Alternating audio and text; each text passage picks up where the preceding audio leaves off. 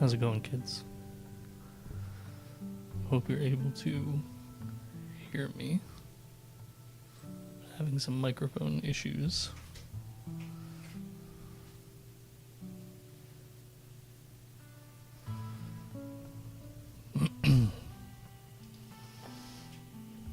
How's this volume doing for you?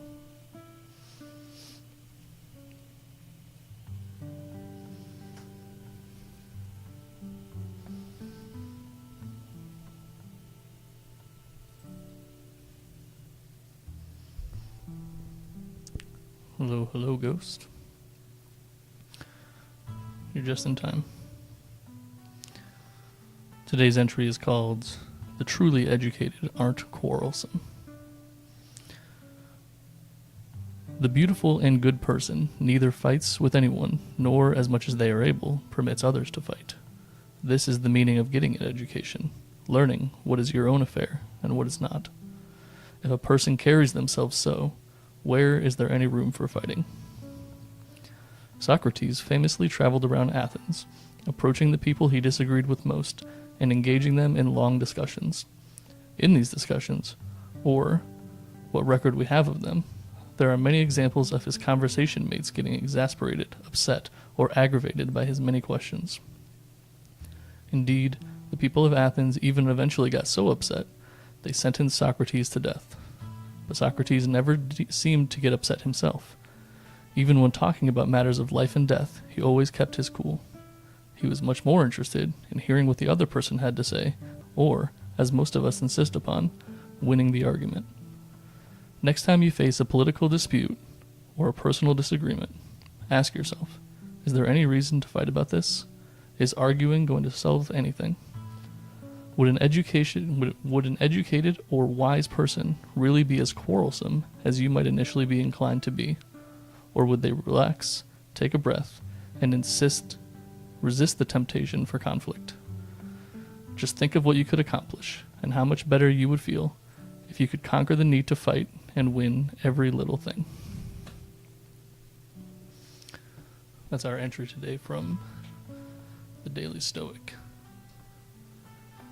And our discussion question following will be, do you ever find yourself fighting to win instead of seeking truth?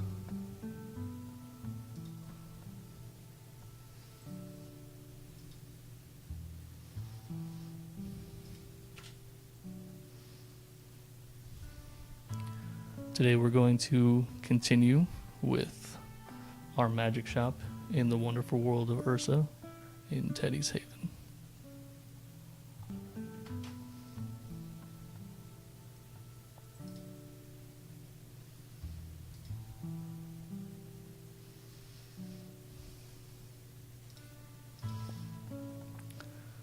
There have been, I loaded the wrong game. There have been significant updates since the last time we played here.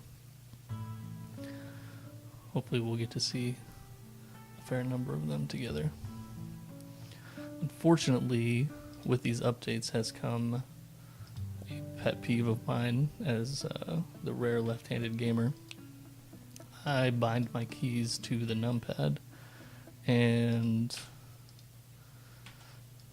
on the current version of Unreal, I believe, it's causing these to be reset every time. So development team is working on it, but for now we will just have to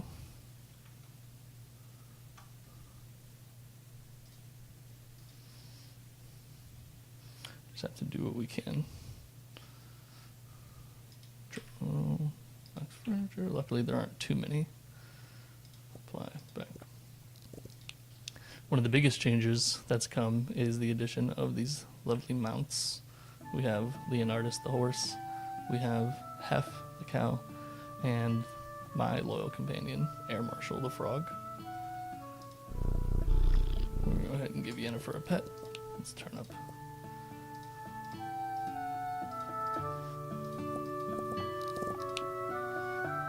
Let's see. I believe the mounts will double our speed. It's white the boon. Alright, let's take a look around. I don't see any boon givers immediately. Here's Air Marshal riding him.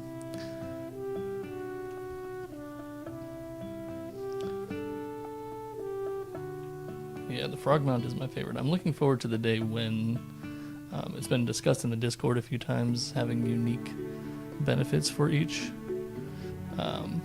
So having a high jump with the Air Marshal would be cool.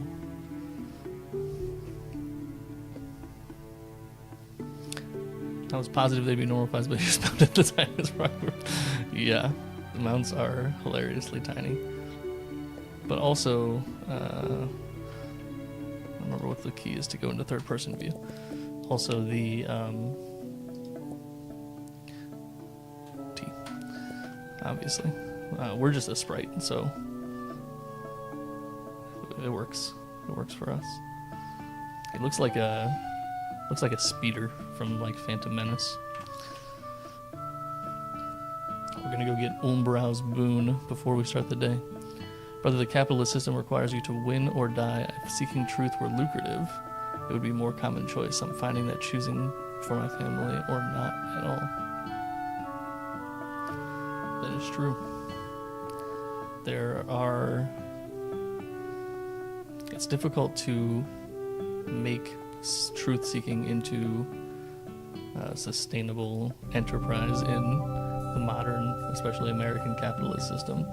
The only way it does is on the long term, which is much less satisfying. If you can establish yourself as an individual who seeks truth, as someone who people can trust, as someone who people can come back to over and over again, and know that they won't receive the same bullshit that they receive from everybody else, you become a very rare and thus valuable person.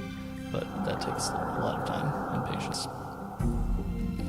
Let's see what Umbrau has to say. The tale of Durik and Ven, the brothers who ruled beneath the stone. Their dwarven halls in Hollowdeep gleamed with silver flame. But pride divided them. One sought war, the other peace. They split the kingdom in two and carved a wall through the mountain. To this day, no dwarf who passes between their tombs walks straight. Thank you for honoring a kingdom both proud and broken. There's our 10% profits for the day.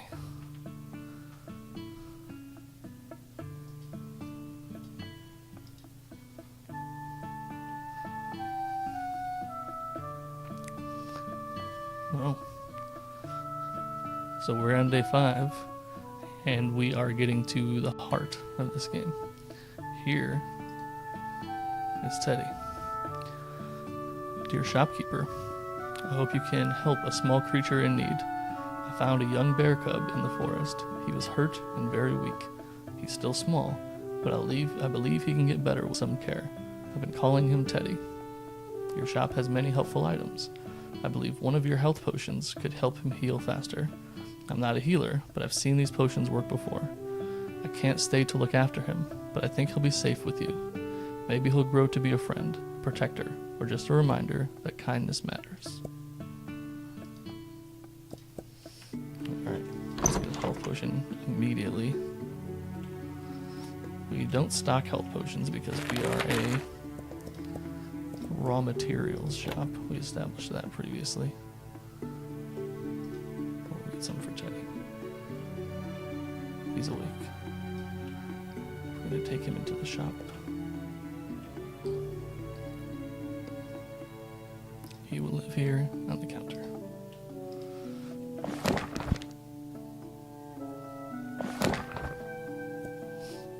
Dear friend, thank you so much for taking care of little Teddy. When we first found him hurt, I was really worried. Thanks to your kindness and care, he's feeling much better now. Since he's still getting stronger, he may need help moving around. You can now pick him up and carry him when he needs it. He trusts you, and being close to you makes you feel safe. Taking care of someone doesn't stop after one kind moment. It means being there again and again. That's how your bond with Teddy will grow. Thanks again for everything. You're making the world a kinder place, says a passing wanderer. And then this is Teddy, the developer's dog, who sadly passed away and was kind of his inspiration for starting this game. We now also have the skill Teddy's Love. Every time we pet him, it will go up, and it'll get us a little bit extra money. Not to be extreme, I would die for Teddy. I think we all would. Join the Discord. It's full of people who would die for Teddy. Alright, what is our next expansion? We have decided that we are a raw materials only shop. So none of these are interesting for us. Now, expansion 700, we're almost there. No sword for us today. We got a 16, let's see if we can improve. Got greedy, that's my fault. This light here means we got Umbrau's Blessing. And let's see.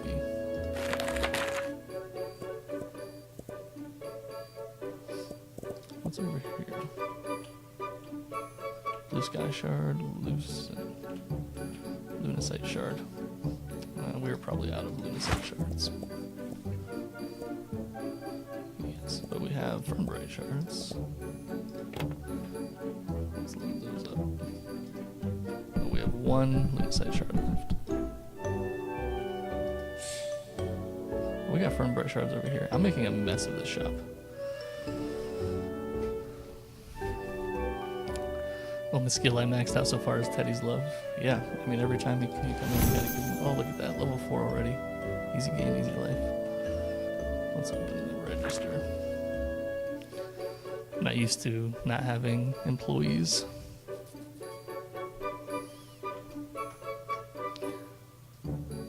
Soon we'll hire an employee to help us.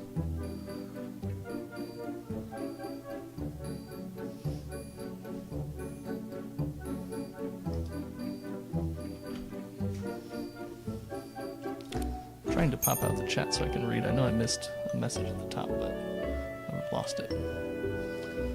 So here we got Giant Turtle Enchantment and Teddy's Care bonus. Easy money. Attacks the customers do not mind paying.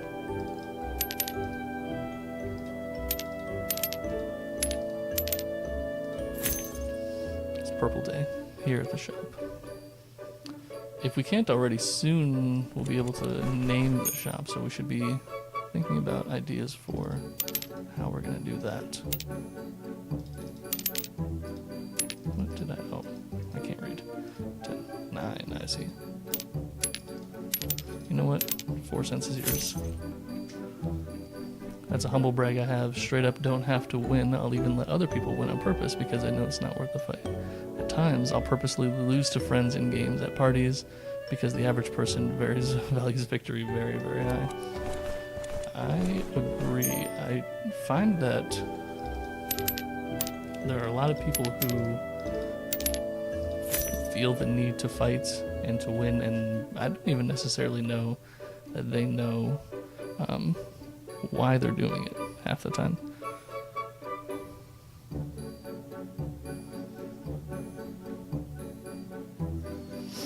Yeah, I know my resolution is a little messed up. I'm not quite sure what has happened, but we're just going to deal with it today.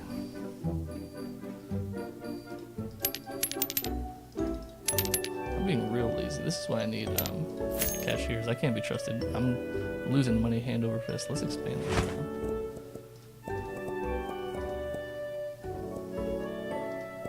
Like, we can change the shop name already. Let's get some ideas for shop names. Remember, we're like raw materials only. We're selling crystals, we're selling fruits and veg. No finished products here. We did DIY magic only. We'll have to decide if we want to sell like processed ore bars and whatnot. Or if that counts as processed. Although I think we will raw dog it. Can't believe you'd say that in front of Teddy. He's right here. I'll have to decide if processing fruits and stuff is still... What's going to happen is that this shop quickly is going to outgrow the raw materials that I can collect and produce, unless you guys want to watch me be collecting stuff 24/7. We're making good bank now. I think after today we will hire a cashier, so I don't have to do this anymore. That exact change. It's my favorite customer. It is straight up Purple Day. But yeah, that is something I've been working on, I would say, over the last couple of years. Something I've stopped arguing about entirely is facts. If I remember something a certain way and someone comes out at me and says, no, that's not how it happened like this, unless there's evidence to point one way or the other, I will just say, well, that's not how I remember it, and move on, because I simply refuse to argue over whose memory is more correct.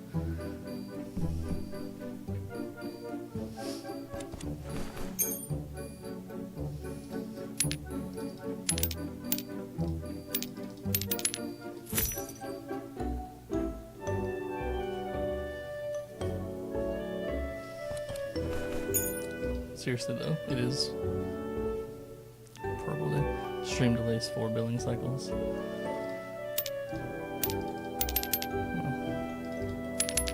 Everybody can thank Comcast for that.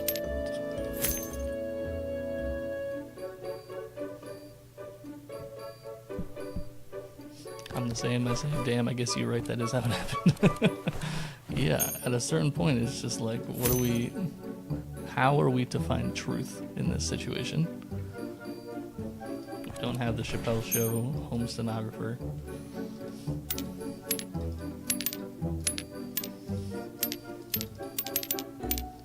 So try to focus the argument on what are we going to do now.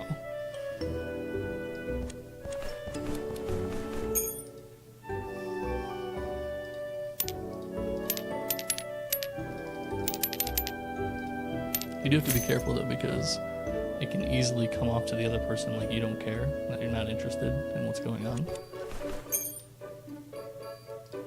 So that is definitely a pitfall. Where's this candle at? It's getting low. Sun's getting real low, big guy.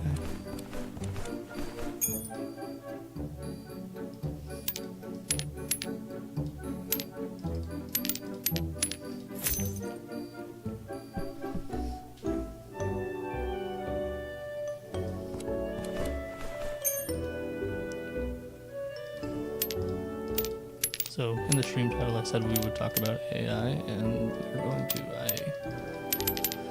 For those of you that don't know, I have more than 15 years in, more than 15 years in tech. A lot of that in cybersecurity and leadership. So I flatter myself to say I think I have a pretty good grasp on where AI is and where it's going and the challenges. I've actually just recently done my first bout of vibe coding. Vibe coding is what the kids call basically letting AI take the reins when it comes to coding. I found it much more like management coding, because in order to be effective at it, you do still have to know where you're going. You still have to have a strong vision. You have to know something about the pieces that make up the thing you're trying to make, and you have to know enough, at least, to look at what's produced and tell the person who's making it, like, that is not right. I don't know what the correct thing is, but that is not it. And when it comes down to it, I always tell people I think a great way to think of AI is like a really inexperienced, like it's basically like having 1,000 interns, in that they can all work together and produce something very quickly, but it will be about the quality you could expect out of an intern in any given field. If they had the right direction, which again you have to give them. If you tell them to research and look for the answer on this specific thing, they're much more likely to come up with something that's beyond their skill level, if you just kind of let them run with it, they're likely to turn in something useless.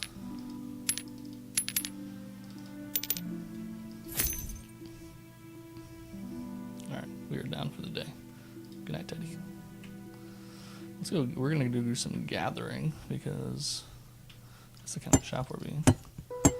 Gather some of these. Oh, here's Teddy again, also. He's gonna pop up in a few random places, but I would say this is the most common one. He's here watching over us. It's spring. Let's see if he is. Can't remember if we visited this place last stream, I mean. Here's his grave. Sometimes there'll be something else there, we'll see. Ghost berries near the grave. But yeah, you can convey your vision if it's strong enough to AI. You can say, this is what I'm looking to create, here's the purpose, here's how I want people to feel when there is the language I want you to use, here are my goals. I want simplicity, I want speed, I want portability. And then break it down into tasks. Once those overall vision points are set, break it down into smaller pieces that, again, an intern could digest.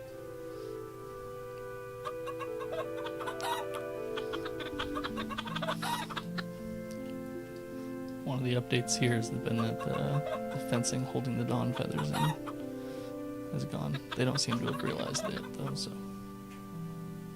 Although, also, in case you forgot, I am still riding Air Marshal. And the portal is here. Not supposed to do anything. But there's currently a bug. If you hit it at just the right angle, it will give you some speed. I'm gonna try one more time. I posted a video on my YouTube, and it's also on the Teddy's Haven Discord of me engaging in some portal parkour. It launched me about 100 feet into the sky.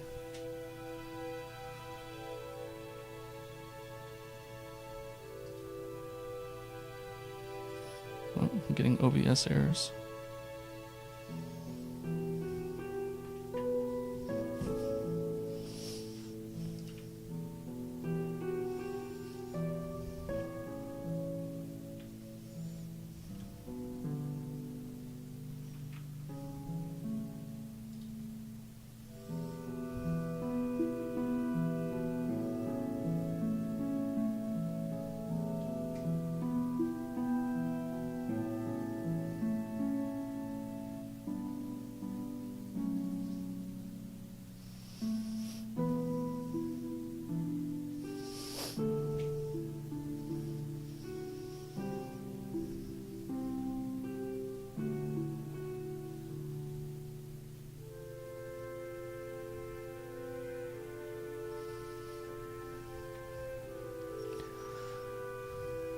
If YouTube is still going,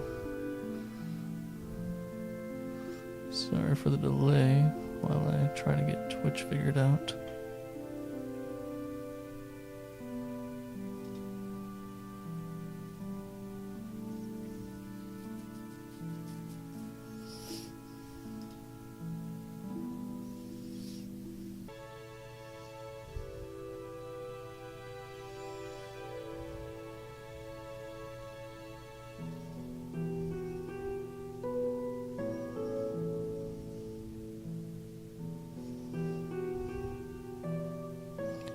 Looking like we're back, maybe. Okay, we back. Alright. You guys missed me trying to do portal parkour, I believe. This is where the customers will come in and go out of, and there's a bug right now that will accelerate you if you hit it at just the angle. There's a video on my YouTube, and I posted it on the Teddy's Haven Discord where it launched me about 100 feet into the sky, so that was fun. Alright, we're going to do some gathering. Oh, also this crystal over here has gotten a facelift, but don't think it does anything practical just yet, at least nothing that we've been able to discover on the Discord.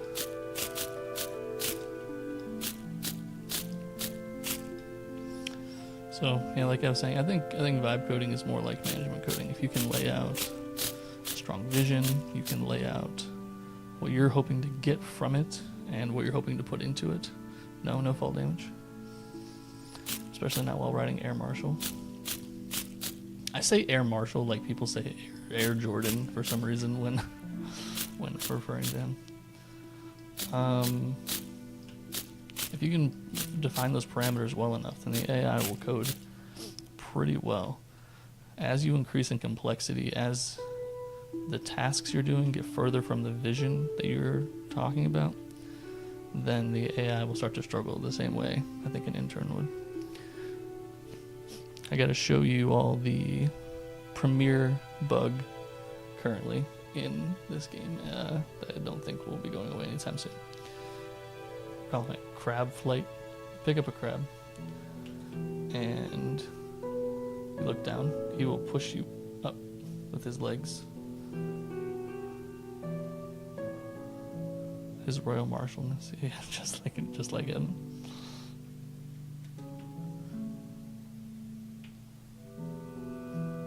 So you can use this to get to places you shouldn't be able to get.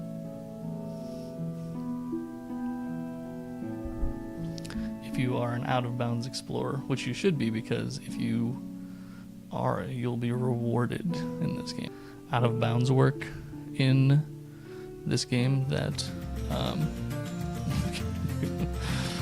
the developer just decided to make it canon. I'll show you the reward you get as soon as we gather all the crystals on this island. As your mining and harvesting skills go up, not only does the amount of materials you gather increase, but the speed that you harvest them at increases. So I feel like I'm playing this game in molasses right now compared to... I've not tried crab flight in real life, but if you can find a suitable crab, you should try. Oh, here's a ferry. Right now, all the ferries. I did crash earlier, but it was not the game. It was my horrible excuse for PC. This ferry is named Halison, is the only named ferry, I believe. I think the other ones just have their color associated with them.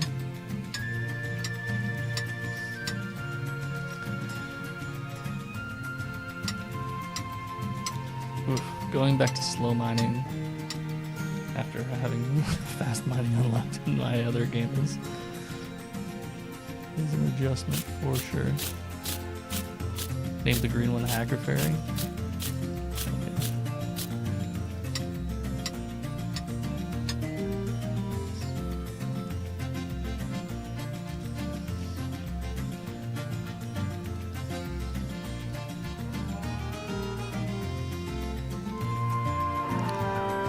Maverick here is a developer of the game. Very active in the Discord, very active in the community, taking feature requests, taking bug reports.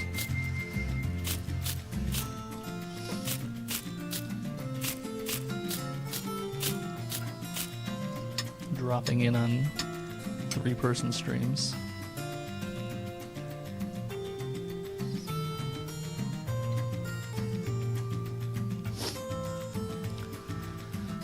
But yeah, I think there's a strong aversion to AI in general, and honestly, for good reason in a lot of cases. I think we're in that phase right now where we are, as a society, are still figuring out what we're okay using AI for, to what extent, and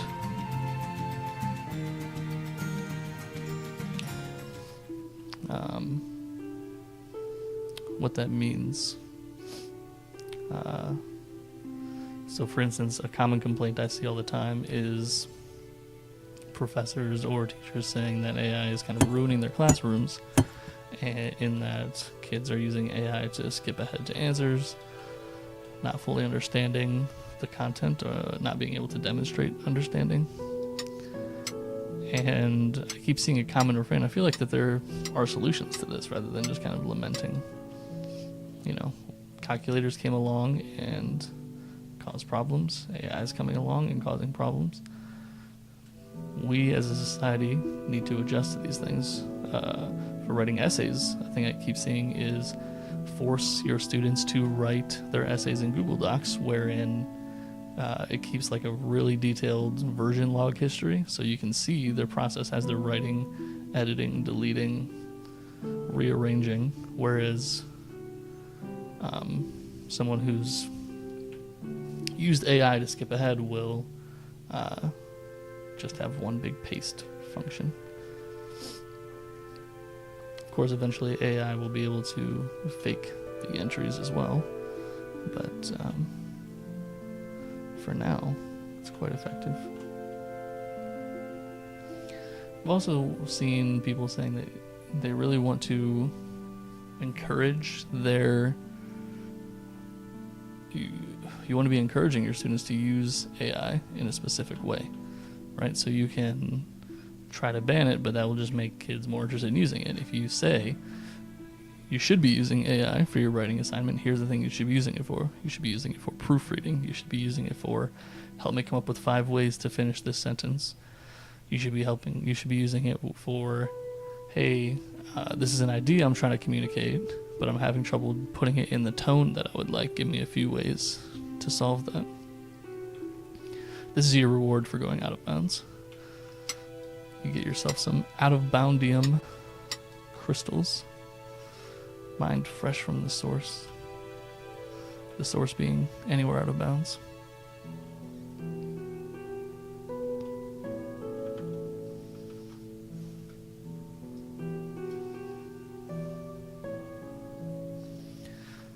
AI is a weird thing. Everyone wants to use it. Like in my current job, retail phone sales, we have a system that uses AI along with information my company has either stolen or bought, much like the AI companies, from other places to try and articulate and guess what you're in the store for. But it's always so far off, it takes about half the transaction time deleting everything in the order as it guesses what they're in the store for. Because our company is scared to get left behind, that they have this system, and it's mandatory to use it. They won't let you run a transaction without first using it.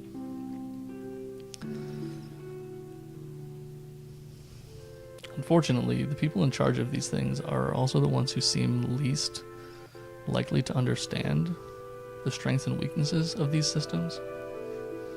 And because they care, especially large corporate monopolies like wireless carriers tend to be, they care so little about customer experience, they're happy to have a year of really bad customer experience while you, the employee, train their AI model to act right.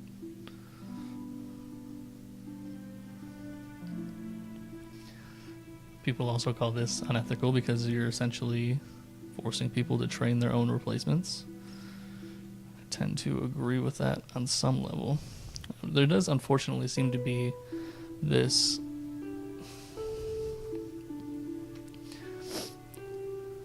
the promise of capitalism and technology was, as technology grows and as output grows with it, that the workers benefit because they receive the same pay for less work, or they get a larger part of that output as their output grows. We, of course, have done none of that. Instead, we keep pretending like all of the advancements in output are due to some genius of the capital owner, and we keep the worker in the same conditions.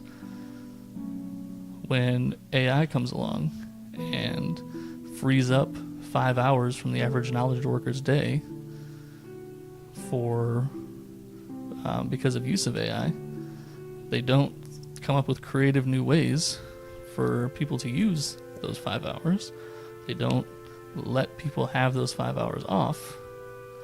They fire 5% of their workforce.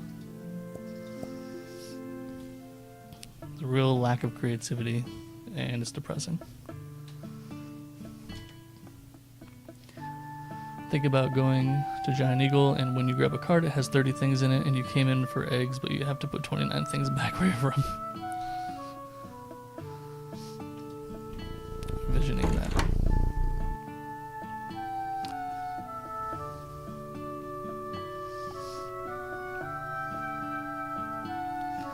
Yeah, obviously the bad training times would be rough, but this is kind of the promise of AI. Like, people talk about Vix Horsebard. Welcome. I think it's a tweet. Someone says, I don't want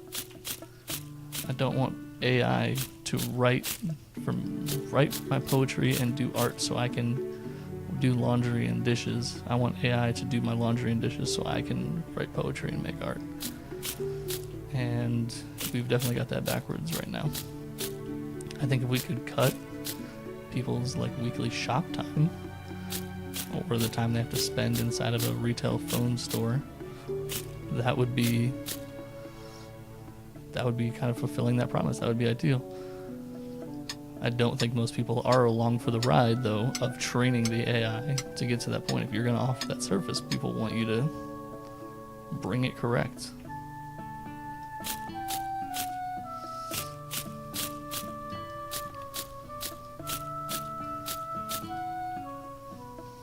And I think that art is where AI gets a bad rap, because people see slop accounts out there getting traction, and they say it hurts artists, which I definitely think is true to some extent. Like, there are certainly artists out there who are not being commissioned who otherwise would have been if the person who would have commissioned them didn't have access to AI.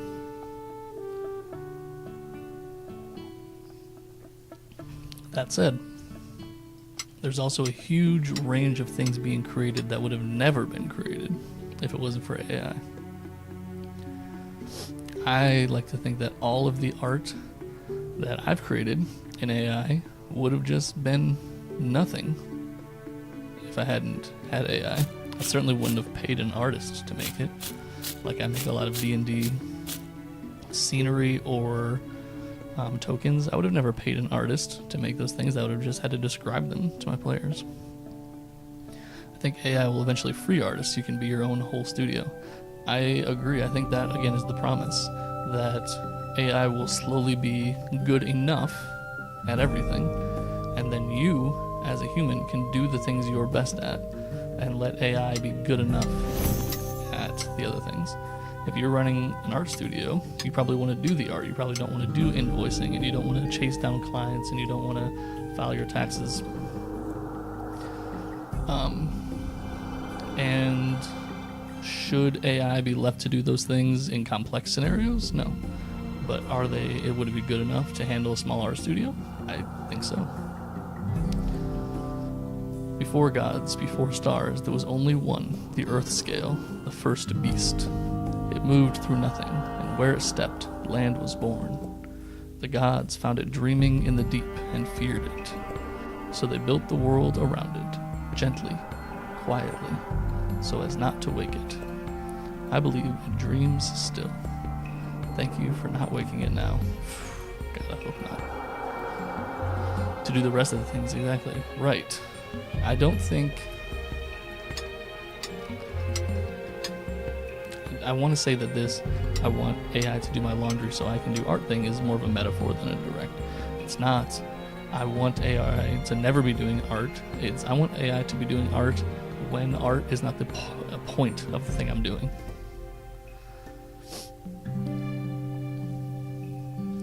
I don't want AI to be doing my accounting always, but I want AI to do my accounting when accounting is not the point of the thing I'm doing. When it's an ancillary side thing that needs done at a simple level, at a level where exactness and efficiency are not necessarily needed. I think that'll be a great place for AI to step in. Something I haven't figured out is where it leaves people who are learning. Um, I think it will be key to teach kids coming up how to use AI to better themselves and not just lean on it as a crutch. I've used AI to learn a ton of things, but I already know how to learn. I'm already an expert in a number of things. How to critically think, exactly. AI, I bet, could even teach you how to critically think, but you need to ask it to teach you to critically think. I would like to eventually see, I mean, this is probably 20 years out, I would like to see models tailored to age, right? We know a child is accessing this AI. That means this AI is built to not give answers, but to use like Socratic method to ask questions. Child needs help with its math homework, it puts in the problem, and it does the, okay, let's break it down. Here's how to add. Given this information, what do you think the answer could be? They put the incorrect answer in. It asks, why do you think that's the answer? And it helps people grow. Too many people take what it says as truth, but you still gotta vet. I feel like access to Google has reduced people's ability to critically think. I don't think it's reduced their ability to critically think. I think it's reduced their willingness to critically think. There's a psychological effect. You might know the name of it. I don't remember off the top of my head. But basically it says, it's not Dunning-Kruger, but it's something like that. Basically it says, in things I'm an expert in, I'm going to look at something like AI, and I'm going to see what it's outputting, and I'm going to know, oh man, this thing is off. It's got some work to do. 10. All right, mediocre day. Let's hire Buddy.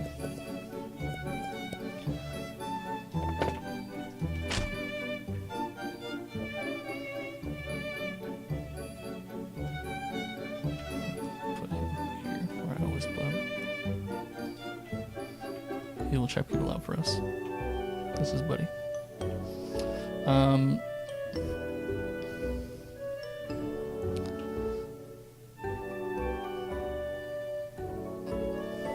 What is that?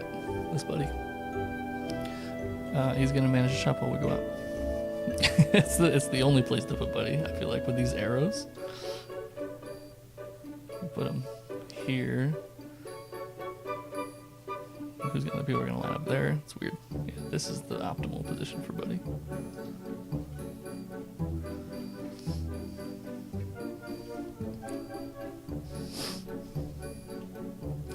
I've completely lost what I was saying.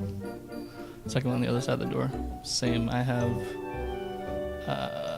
the rabbit. I can't remember his name. On the other side. Ward? No, that's the squid. The rabbit on the other side. Someone remind me what I was saying. AI models for children. Let's reduce their willingness to critically... Oh, the effect is... When I'm an expert at something, I can look at AI and say, man, this thing has gaps. But even knowing that AI does that, things I'm an expert in, whenever I ask it something that I'm not an expert in, I'm more willing to accept it as an answer because I know its knowledge level is much higher than mine. It's not Dunning-Kruger, but it's a similar effect in people's willingness to trust AI, especially in areas that they are not experts in. You got the Rocky. We were talking today in the Discord about how the benefit of Rocky as a checkout person is that they are the best listener in the game for sure. Unmatched, really. We were trying to decide why certain customers prefer certain checkout people. I think that was the winning explanation for Rocky. Alright, this is a ninja bit. Look what he did. Try to harvest him. He's not interested in that. Rocky's the least likely to steal. Rocky is a solid guy all around, honestly.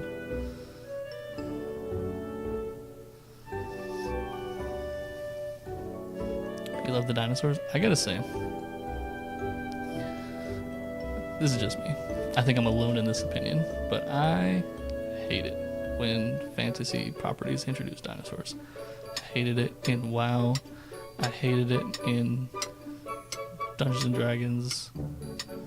I hate it all the time. I struggle to articulate why. But you like that, Vince?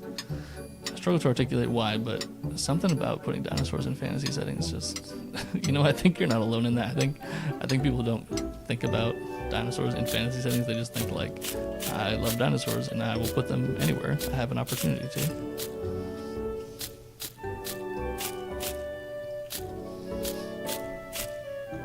But yeah, running games in Chults in D&D where there's a ton of dinosaurs. What if they have magic abilities?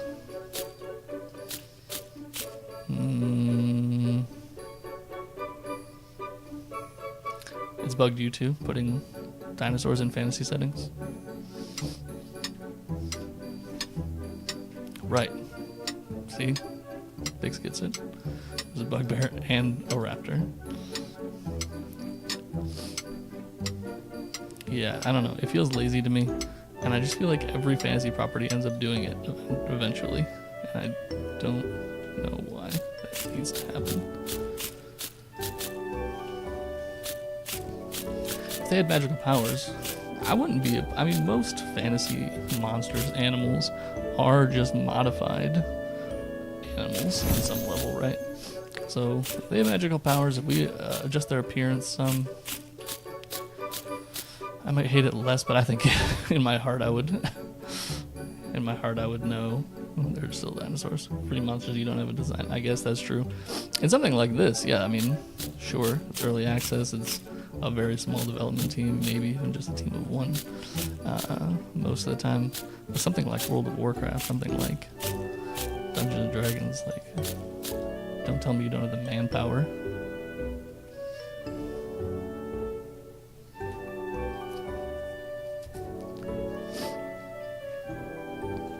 I guess though you are right that like monsters it's a pretty lazy category in general. Look at one of the most famous monsters in Dungeons and Dragons is the owl bear. Even I love that, but it's not exactly the height of creativity.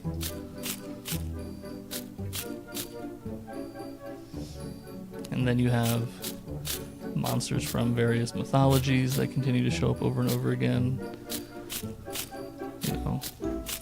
Whatever basis Tolkien set up, being used over and over again. And I sympathize. Honestly, it's actually what's got me stuck. I'm doing some fantasy writing of my own right now. I'm working on a novel, and something that's got me stuck is I need to describe a fantasy creature, and I'm struggling. Haven't caught you online. It's nice around here. Thank you. I'm glad you are enjoying yourself. I am just getting started with the streaming thing.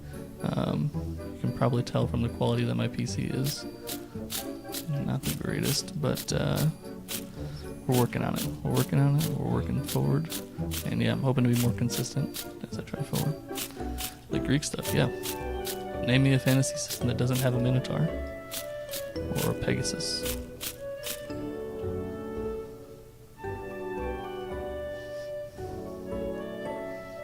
Yeah, I agree.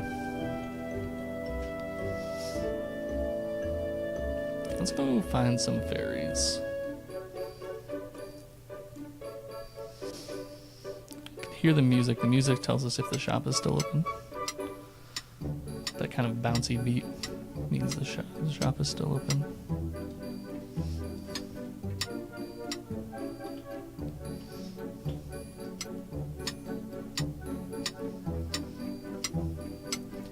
I said let's go find fairies, but I need to get this ore.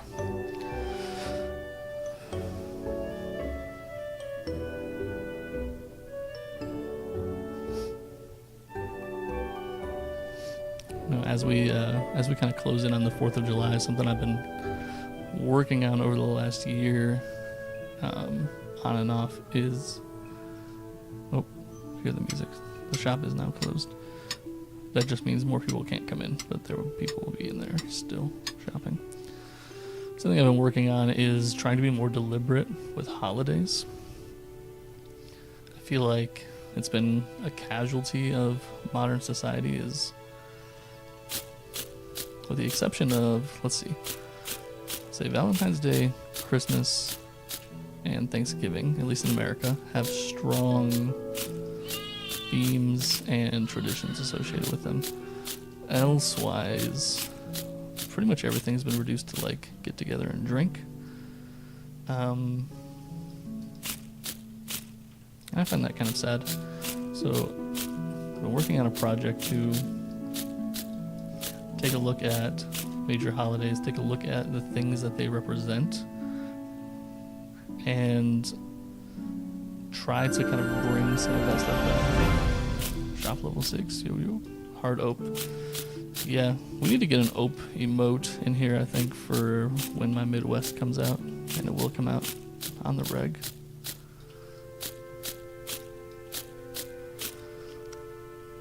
Get some opes in the chat. It is set, I agree. The only one, and then, has been a project of mine, and the only, Dingrats, the only one I've really been successful with so far is New Year's, which was over 6 months ago.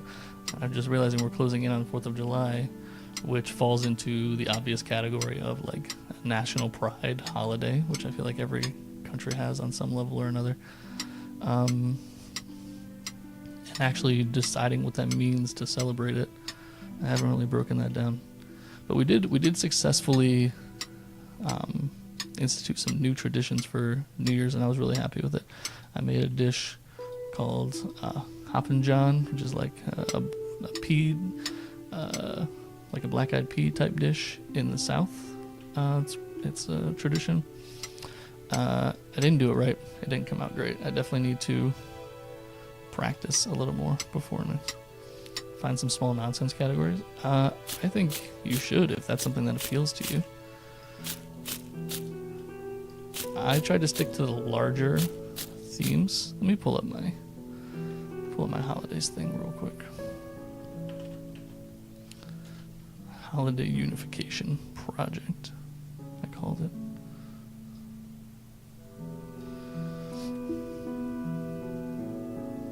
You call your dog Hoppin' John? Is it from the dish or just...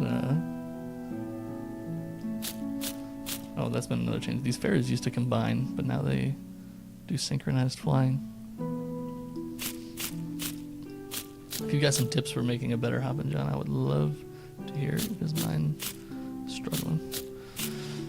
So, for New Year's, the theme is new growth, purification, right? And after doing a ton of research on world traditions, not just the ones that are related to my own heritage, is what I came up with. Be the first to visit a friend or a neighbor's house, bringing a restorative gift like salt, butter, bread, and or whiskey. This is taken from Scottish Hogmanay and Chinese New Year. Eat donuts for breakfast. Round foods resembling coins being good fortune. Sugar attracts good spirits. This is a very common thing across the world. Burning something indoors like sage, and then opening all of the windows and doors to let the New Year's fresh air in, refresh the home, and then afterwards drink something restorative. We chose whiskey to warm back up. Make Hoppin' John with chunks of pork belly. The peas represent coins, the collard greens represent paper money, cornbread represents gold, and the pork ribs represent food prosperity. Make resolutions. That's the one I think every American knows. Release bad from the previous year into a fire before cleansing the house. So you have a small fire, and you can write small things that you're going to let go from the previous year, and then toss them into the fire. And then the last one has nothing to do with anything, but my wife wanted to add a movie tradition to New Year's, so now we watch Star Wars on New Year's, which I'll never say no to. He's related to the dish and also hops and named John, so it worked. Absolutely.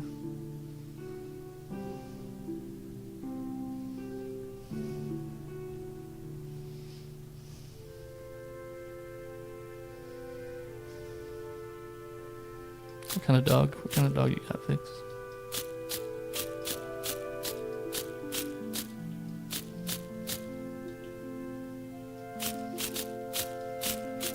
You know, I got enough bloodberries. I don't know. I'm out here gathering like we pour. Let's call it a night. See if we can get some boons tomorrow.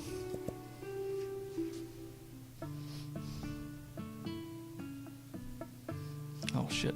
I have unpaid bills. Let's take a quick spin. Nothing. I don't see the floating island either. If you see the floating island, it means we got dragons. Titan. This here is a Titan. Nothing happens if you get to them. There's a new item, zip lines. You can set up various points to teleport between. Not teleport, but move very quickly between on your island. And people have now gotten to the Titans with the help of those. They don't seem to do anything. You have 5 dogs. John is a min-pin cattle dog. So when he came home, he was named Johnny Elrico. Makes me think of Tombstone. Johnny Ringo.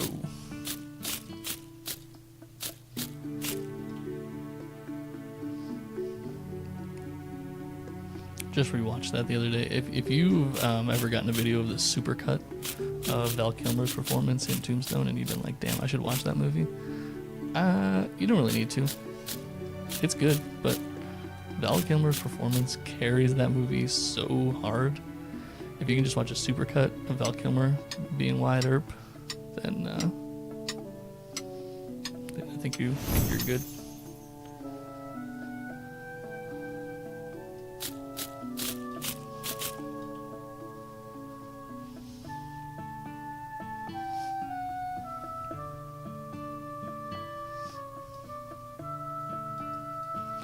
About time to do the loadouts for life segment. We'll switch to that in just a minute here. Let's get my boon first. Oh, this is Callie, the cat with the strawberry on its head. Lives in this house here, presumably. We won't bother Callie.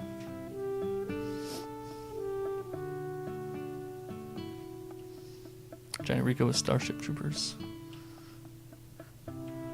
Ringo was on the list because it was close. So was Rango. I never saw that movie. Starship Troopers I've only seen once. I watched after playing Helldivers for quite a bit. And I was like, I've seen bits and pieces of it, but I really need to finally sit down and watch it. Quality flick for sure. Can't say I remember any of the characters' names though, so I'll take your word.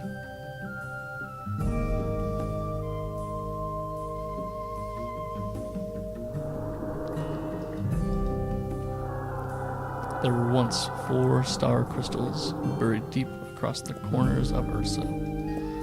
Each kept the world spinning, flame, water, wind, flame, water, and stone. But one crystal grew tired. It stopped shining, not from malice, but from sorrow. A group of misfits, none heroes by name, reminded it why it mattered. And when it cracked, a new world bloomed from the fracture. Not all breaks are ending. It's one of those things you either love or you hate. The actor Casper Van Dien streams. Oh, what? You know, I will say, I don't like celebrities having podcasts and streaming. I mean, I guess it was inevitable that they would, but like, you're already famous. What are you doing here? Conan O'Brien with his podcast.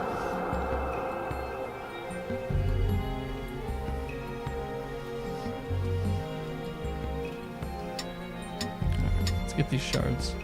We're gonna go set. Oh wait, I wonder. There's an Easter egg over here that appears sometimes. I love the turtle stories too. They are all on the wiki if you don't mind them getting spoiled. But I recommend you come to Old Brown. Listen, he has over 40 stories, I believe. Oh yeah, look here. The Hacker Ferry.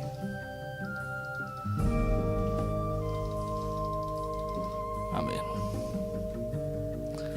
Actually, I think they're less famous in Let's Get Famous Again.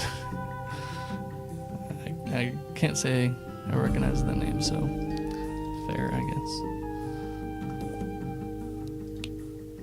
Alright, let's get this day started, and then we will do loadouts for life.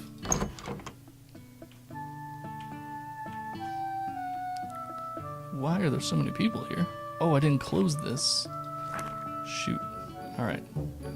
That means people have been trapped in the store for days. Oh man.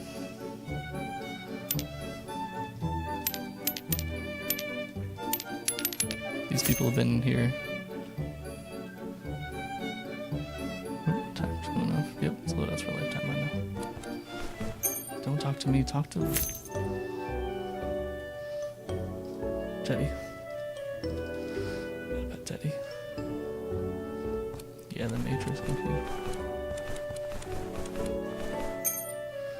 If you do play the game, please take some time and contribute to the wiki. I got it started, and we definitely I think we've got like 4 or 5 different contributors now, which is great. Some people have been going crazy in there, put like every upgrade, every retrievable resource. People are tearing it up in there. It's really growing fast.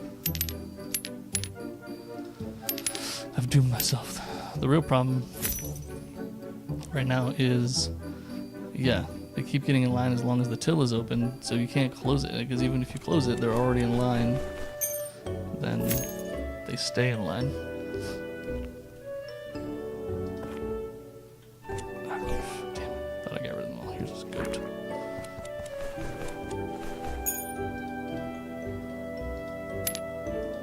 Definitely a problem. You can't really, you either need to close or you need to be open. You can't just decide to close partway through the day. Alright, you guys will have to wait. Luckily, customers on our side are very patient.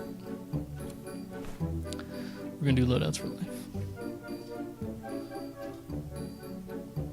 Today we are going to go down to this view. This is the item for today. This is the iFixit toolkit. I have had this for going on 10 years maybe, and I cannot recommend this thing enough. If you ever need to get into any piece of electronics thing, this toolkit will save your life. You'll never know when you will need it, but one day you will. And you'll be so glad you have it. We're going to replace the batteries in this. One of the things I love the most is the lid for the screwdriver. It actually has these little compartments built into it.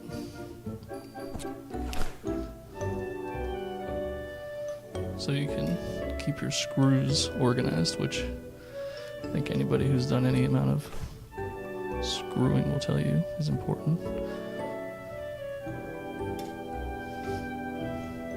The big kit is, I believe, $75. That includes all this. I think you can get this piece, just the screwdrivers, for I can't remember exactly, but much less. Regardless, though, this is an investment. $75 is well worth saving you from going to Best Buy or calling your weird friend that does soldering to fix something, or trying to open a battery packed only to find that it uses some weird screw bit that you've never seen before.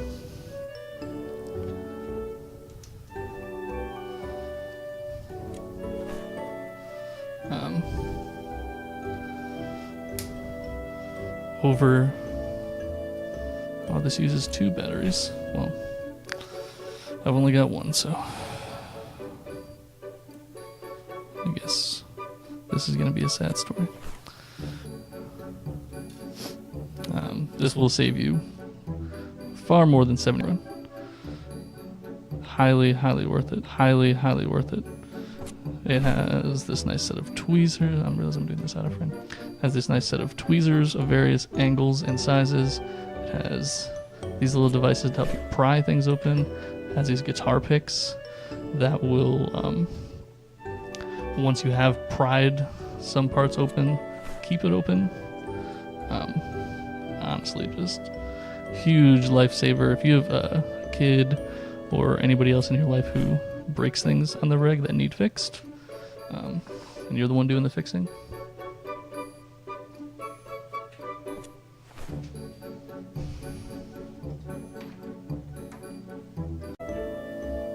are we back, chat? Test 1, 2, 3.